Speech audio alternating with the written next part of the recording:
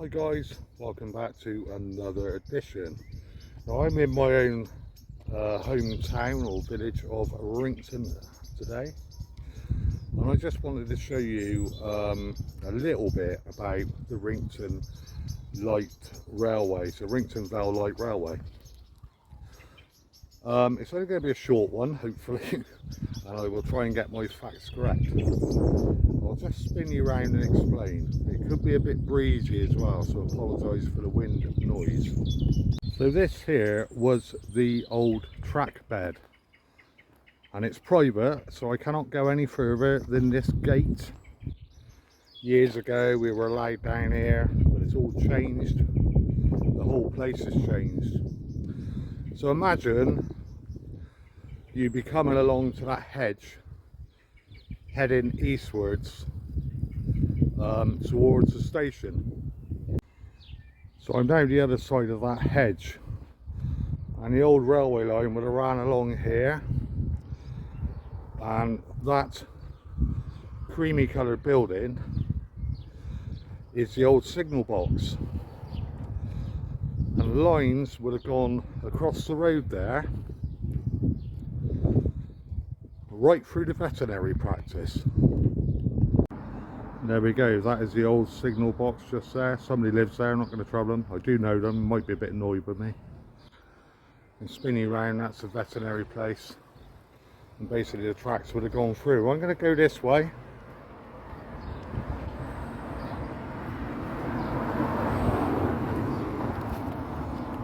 And basically train lines would have been on my right hand side heading down to the railway station, basically where that blue car is. It was headed on down here. Excuse my jiggly camera. Hence old station close. So the wall on my right hand side would have been, obviously it's a new wall, but there would have been a wall of some description there, and to the right of that was the old station. And there was actually a branch line on the back of that station that used to run round to the right, and I will go a bit more into detail on that later on.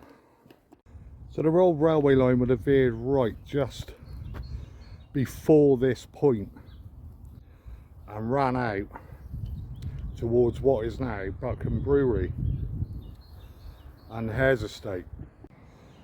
So I'm just down here now by Buckham Brewery on the Hares Estate, and I will spin you around in a minute and show you where the train line roughly would have gone. I'm no expert, but I will try and explain. This does actually look like part of the old track bed, which has obviously been gated off. It's actually not. It would have ran to the right of this, and there's proof of that in a minute. I will show you. So I'm now around about between quarter of a mile and half a mile away from the station, and as you can see, this is the first bridge coming out of Wrington. The River Yo flowing just down there. I'll try and get up here and take a better look for you.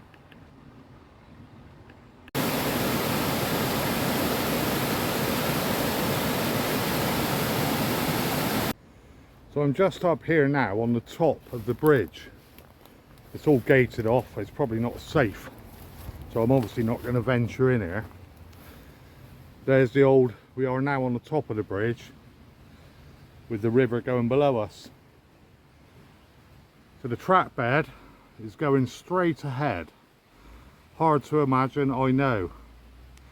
A little bit further on is another indication of this was where the track bed was running through. So we're now on the other side of that bridge, and there's a road bridge just there. So the train passing over the road, it takes you down to the Tumbling Weir House, which used to be a mill years ago.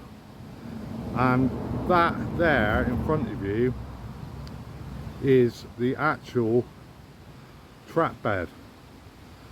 Now this is private, but there is a path that I can walk down to show you the other side of that track bed and the bridge.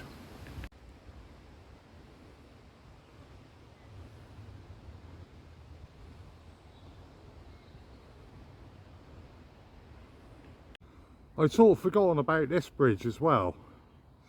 So this is the third bridge in succession. Well, I haven't been along here since I was a young boy, a long time ago. So I'm just going up now. I can remember, I'm now on the track bed, although obviously it's sunk a little bit. That would have ran that way, going in the direction from where I've just come from. And this is now heading out of Wrington, the track bed going like that in front of me. Now it would have headed out through Langford, crossing the A38, the old A38 obviously, on the westward side of Langford Common, and then it would have started climbing and veering left slightly towards Burnton Station, and then onwards through Bourne, climbing its way up to Blagdon, and that would have served the lake, or the reservoir, in construction materials to build that, and it also would have stopped to feed coal to the beam engines in Blagdon, and then obviously up to Blagdon Station. So that's my little insight into Wrington Vale Light Railway. I don't know it all, but I hope you've enjoyed the video. As I know it's a bit more of a talking one, but there you go. So there you go guys, that's my little miniature tour of what is left of Wrington Vale Light Railway, which used to be a branch line off of the Cheddar, Yatton Cheddar line. There was other bits that they didn't complete, but this one was definitely here, and I'm just looking at the place where me and my nan used to walk over the railway lines just here. It's changed so much, I mean it's all overgrown now, but at least I managed to get up and have a little look. The bridge here would have been feeding the mill. The first bridge you've seen would have been the train passing over the Yeo, and the second one would have been laying down to the mill.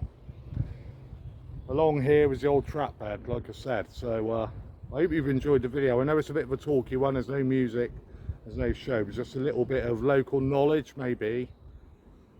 I don't know everything, and the railway shut in 1963. The last train left the station in Wrington, and went westwards down towards the Cheddar line.